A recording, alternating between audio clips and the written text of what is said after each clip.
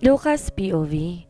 Nagising ulit ako na amoy ang masarap na aroma ng nilulutong pagkain mula sa kusina ng unit na to.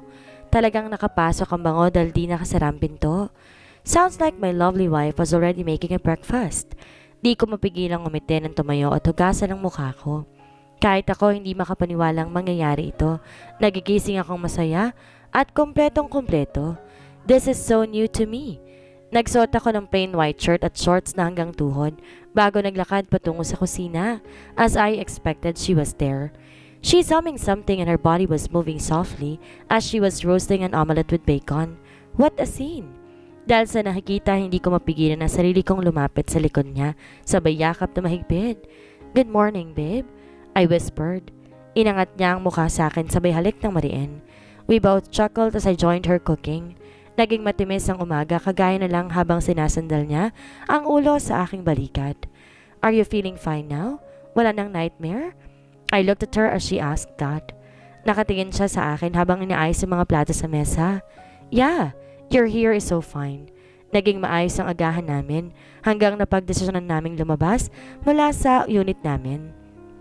Last day na namin bukas dito, kaya naman susulitin na namin. Alam mo ang lugar na to? Ang shop na to? Nagtatakang tanong na Savannah pagkatapos ko siyang dalhin sa isang native coffee shop. Hindi shop na puro na magarang design, kundi coffee shop na pure native ang concept. This is a coffee shop in this island. Nasa likod ng hotel malapit sa dagat at mga bangka. Madalas tumutungo si mommy at daddy dito para magkape. Dito rin ako natutong gumawa. Kwento ko at giniya siya patungo sa loob. Ngiti kaagad ni Lola Cameron ang bumungad sa amin habang ginigiling ang buto ng kape. Magandang umaga, La. Naku, apo. Totoo nga ang bulong sa akin ng mga mangingisda na bumalik ka. Lumabas siya mula sa salungatin para mayakap ako na mahigpit. Simula bata, kilala na namin si Lola at siya parating gumagawa ng kape ni Daddy at Mommy sa hapon kapag pumarito kaming tatlo. Abay, sino naman siya? Buwaba ang tingin niya sa aking likuran kung saan si Savannah. She was also smiling at her confusedly. Humiwalay ako mula sa yakap niya para makuha ang kamay ni Savannah. This is Savannah, my girl.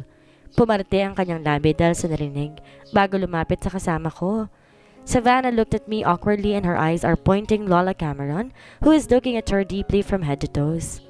Savannah Sarah nga po pala, Lola. At ako naman si Cameron, iha. Tinanggap nila ang kamay ng isa't isa at ngumiti ng malapad si Savannah kahit nagtataka na at naiilang. Ang ganda mo namang bata ka. Makinis ang balat mo at napakanipis ng iyong labi. Maganda rin ang pangangatawan. Ilang buwan mo na bang nobyo itong apo ko? Namilog ang mata niya pagkatapos yung itanong ni Lola. Shit! I bet my lower lip because of her priceless reaction. Lola, pwede kong gamitin ang ilang kagamitan mo rito? Gusto ko sanang gumawa ng kape para sa kasama ko. Pag-iiba ko ng usapan. Matanda na si Lola, kaya halos madaling makalimot kung ano nga bang sinabi o tinanong niya kanina. Hala, sige, pumunta ka lang dyan sa salungitan at nariyan lahat na magiging kailangan mo. Aniya sabay giya sa akin. Wala dito ang apo niyang si Nico na sinasamahan siya. Sigurado ko naroon naman yun sa laot para manguha ng isda. Nasaan si Nico, La? Tanong ko. Sinuot naman niya ang salamin bago tumingin sa labas kung saan ang asul na dagat. Linggo kasi ngayon at wala talagang pumapasok dito para magkape. Maliban sa gabi kaya naman ang isda muna ng apo ko para maipagbili kami. Hindi ko nga inaasahang darating ka. Ani at gumawa na lang ng palayok sa may gilid. Ngumiti ako at kagad hinanap ang aking mga mata si Savannah. Nakita ko siya nagtatakang nakatingin sa mga nakaukit na painting sa gilid at ilang mga antique na furniture. Pinatunog niya rin ang ilang mga gamit na kapag hinihila, nagkakatunog ng mahimbing. That's awesome, isn't it? Mahina akong tumawa na makita siya, halos mapatalon dahil sa gulat pagkatapos kong itanong yon. She looked at me and smiled a little. Oo, at saka ang cute ng keychain na to. Pinakita niya sa akin ang kulay kayumanggi na keychain. Bangka ito, simpleng inukit lang pero nakapa-anyayang tingnan, lalo na sa malayo. Lumapit sa akin si Savannah. Umupo sa harapan ng counter ng paggawaan ng kape. Nilagay niya ang mga palad sa magkabilang pisngi habang nakatukod naman ang mga siko niya sa lamesa. I will make a coffee for you, a best coffee. Kumuha ko ng ilang mga mani at buto ng kape. Kapag ito dinurog-durog gamit ang malit na palayok. Nagpakulo na rin ako ng tubig sa isang maliit na mangkok. Di ko inaasahan na marunong ka rin gumawa ng kape na puro at natural, yung galing talaga sa'yo. I heard her chuckled while looking at my moves. Umangat ang gilid ng labi ko at pinatuloy ang ginagawa. Maiwan ko muna kayo rito? Naku, munti ko na makalimutan. Kailan ko palang bisitahin sa likod ng mga alaga kong manok. Paalam ni Lola Cameron at dali-dali, kinuha ang basket malapit dito bago lumabas. Kaming dalawa na lang naiwan sa loob at ang tunog na lang ng pagdurog ko sa kape ang naririnig. Pero lumipas ang ilang minuto, biglang tumikim sa Savannah. Marami ka palang kakilala dito sa isla, no? Pero ang ilan naman hindi ka kilala. Natatawa niyang sabi. Well, hindi ko naman maitatanggi ang katotohanan yon. I know Lola Cameron since I'm a little. Akala ko nga nun siya talagang lola ko at mama ni daddy pero nagkamali ako. Minsan lang ako bumibisita rito hanggang isang araw. Tinuruan ako ng lola kung paano bang gumawa, tsaka paano rin pumantay ng lasa nito. Nakatingin lang siya sa akin na may ngiti sa labi. Dinagdag ko na rin ng tsokolate nang nilagay ko sa ang naging pino na buto sa kumukulong tubig. Smells good. She closed her eyes while smelling the coffee after it's done. Masaya siyang tinikman to at walang sawa. Pinuri ang ginawa ko. Natapos ang halos kalahati ng aming oras doon, hanggang natagpuan ko naman ang sariling nakatingin sa kanya habang nag-uukit. Ako naman ngayon ang nanonood sa kanya at kung paano siya umukit ng pangalan sa maliit na keychain. Alam mo, nung bata ako, puro ganito lang iniisip ko. Yung simple lang ang pangarap ko dati, yung mag-uukit ng mga pangalan na kahoy o kahit anong furnitures. Natatawa siya habang kinukwento sa akin kung paano niya to nalaman. Maganda ang handwriting niya kaya naman malinis talagang tignan ang sinusulat niya. My mother is also making this, lalo na kapag may fiesta tapos ibibenta namin ang mga gawa ni nanay dun sa plaza. Minsan nga nauubos lahat kaya naman nabibili namin ang gusto naming bilhin. There was a genuine smile on her lips while remembering those time. Naalala ko tuloy dati, kapag pupunta kami sa fiesta nila mommy sa lalawigan, may mga batang nagbebenta nitong keychains na gawa sa kahoy at may magagandang disenyo. Pero simula nang lumaki ako, hindi na rin to ulit pa.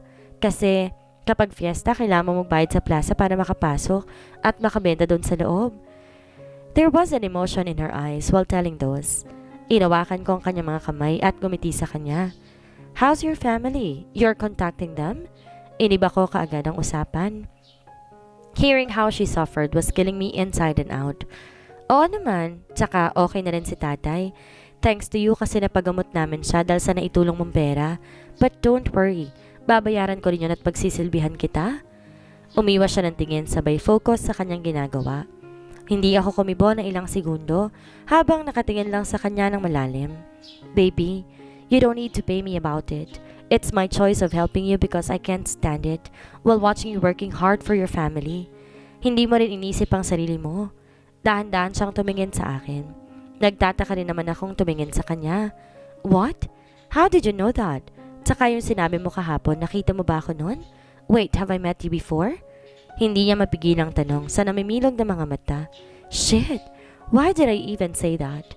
Pero baka ito na nga ang tamang oras para malaman niyang simula? Answer me, Lucas.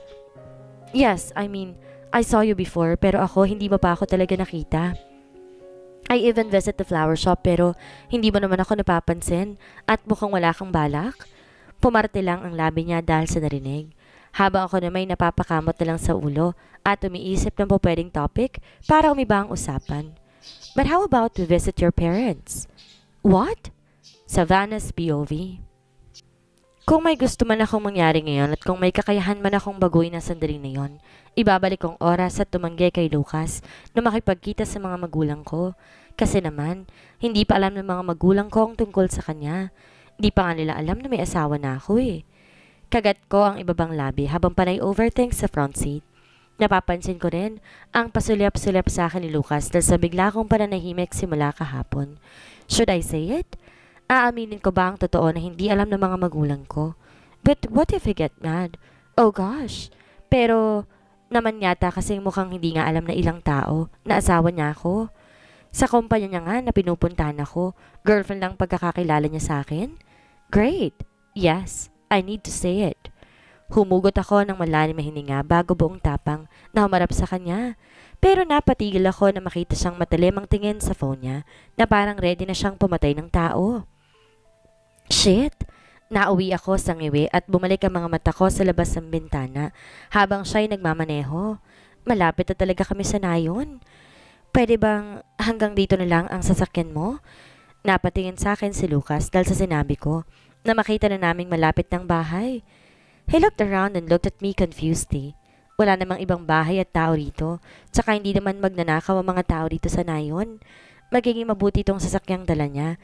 Tsaka kahit naman siguro mawala itong sasakyan niya, hindi naman problema dahil araw-araw naman, paiba-iba ang sasakyan niya. Yon ang una kong napansin sa loob ng isang buwan na magkasama kami. He is addicted into different kinds of luxurious cars. Pero isa lang ang paborito niya, at yon ang limousine car, lalo na kapag may party. Fine, if that's what you like, he said as he got out from the car. Umikot pa ito nang patakbo sa harap bago ko pinagbuksan ng pinto. Ngumiti ako nang malapad sa kanya bago hinilang maleta ko mula sa likod. Kinuha niya rin ang malaki niyang travel bag at sumunod lang sa likuran ko. Malakas ang tibok ng puso ko nang masilayan ang bakuran namin. Puno pa rin to ng mga bulaklak ni nanay. Ang bahay na dating kubo ngayon naging semento at may simpleng kulay. Kinagat ko ang ibabang labi nang makita ang dalawang bahay na katabi lamang ng bahay namin dati. Mga bahay yan ng dalawa kong kapatid na may sariling pamilya na at may mga trabaho na. Ramdam ko uminit ang gilid ng mata ko dahil sa paninikip ng puso. Dati, pangarap ko lang na makita ang bahay namin ganito. Dati, pangarap lang namin ng mga kapatid ko na magkaroon ng trabaho para hindi na kailangan ni tatay gumising ng umaga para maghanap buhay sa paraan ng pamamasada buong araw. I miss this. Hindi ko inakalang makakabalik ako. Ilang segundo pa mas lumakas ang tibok ng puso ko nang maramdamang pinagsalikop ng kasama ko ang aming mga daliri. I looked up at him and I saw his eyes softly staring at me like he was so proud and happy. Thank you. Yon ang lumabas sa bibig ko habang nakatingin lang kami sa isa't isa. Unti-unti ring lumalabas ang tuloy ng ngiti sa kanyang labi habang daang-daang umaangat ang kanyang mga palad sa aking magkabilang pisngi. I am proud of you, baby. Kasabay noon ang pagtunog ng mga manok sa paligid. Kaya naman nauwi kami sa tawa. Hindi pa rin pala nawawala ang mga manok na inahin. Pinunasan ko ang aking sariling duha bago tumingin ulit sa bahay. Let's go. I want to meet your family and announce that I am courting you. Kumindat siya at siya mismong humida sa akin. Courting? As in panliligaw? Pero mag-asawa na kami. Tumigil ako sa paglalakad kaya naman yun din ang ginawa niya. Is there a problem? My parents, I'm sorry but they don't know. Hindi nila alam na kasal na ako sa'yo. There, I said it. Natigilan siya at mainam akong tilitigan kaya naman mas kinabahan ako. Iba kasi siyang magalit at natatakot akong hindi siya umuwi. Ilang segundo lang ako nakatingin sa kanya. Hinihintay ang isasagot niya. I'm sorry, okay? Pero magulo kasi ang naging setup natin at alam kong magagalit si nanay kapag nalaman niya yon. Na yun ang dahilan kung ba't may pera ako ng mga oras na yon. I'm sorry talaga. Di ko na maipatuloy ang sinasabi ko nang maputol ito dahil sa pagdampi ng kanyang mga labi sa akin. Umangat ang mga balikat ko sa gulat at otomatiko ako napapikit dahil sa kung anong kuryente na dumadaloy sa aking katawan. Pinilupot ko ang mga braso ko sa leeg niya dahil alam niyang nangihina ang mga tuhod ko. Sinubukan kong gayahin ang galaw ng labi niya ngunit nauwi na lang sa daing nang biglang akong buhati na parang bata. My dad saying I'm just wasting my time. But if loving you was a waste of time, I'd rather spend all of my life wasting it. Para may mga palakang nagsayawan sa ram ng tiyan ko dahil sa sinabi ni Lucas. Di ko inakarat inaasahan ng mga katagang iyon na lalabas pa pala mula sa kanya. Humiyaw na malakas ang puso ko. Nanuyo ang lalamunan ko. Wala akong masabi hanggang sa ibinaba niya ako at naramdaman ulit ng mga sapatos ko ang lupa ng bakuran namin. Ate? Napakurap-kurap na lang akong bigla nang marinig ang pamilyar na boses mula sa bahay. Kahit si Lucas hindi makagalaw. I slowly looked in front of us at yun, nakita ko ang kapatid kong gulat ang mga mata, nakatingin sa amin. Ikaw nga ate, sigaw ni Samantha, ang pinakabata sa amin at nag-aaral pa rin hanggang ngayon. Tumakbo siya papalapit sa akin at sinalubong ako na mahigpit na yakap. I closed my eyes and hugged her back tightly. Nay, nandito na si ate. Nako, ikaw na bata ka. Huwag mo akong lolokohin dahil talagang malilintikan ka. Nasaan ang ate mo? Gumuhit ang ngiti sa aking labi nang marinig ang boses ni nanay ulit sa personal. Dala niya pa rin ang tabo na walang naman habang natataranta, tumatakbo palabas. Kamusta, Nay? Tanong ko kahit muntik nang mapiyok. Natigilan si nanay at nabitawan pa ang tabo na dala. Diyos ko, bumalik nga ang anak ko. Hiyaw niyang di makapaniwala, sabay yakap sa akin na mahigpit. Lumabas din ang dalawa kong kapatid mula sa kanilang mga bahay at tinalubong din ako ng yakap. Kahit si tatay hindi makapaniwala na parang isang himala na uwi ako galing Maynila. Muntik na nga siyang umiyak dahil sa saya. Mas lalong gumandang anak natin, Sofia.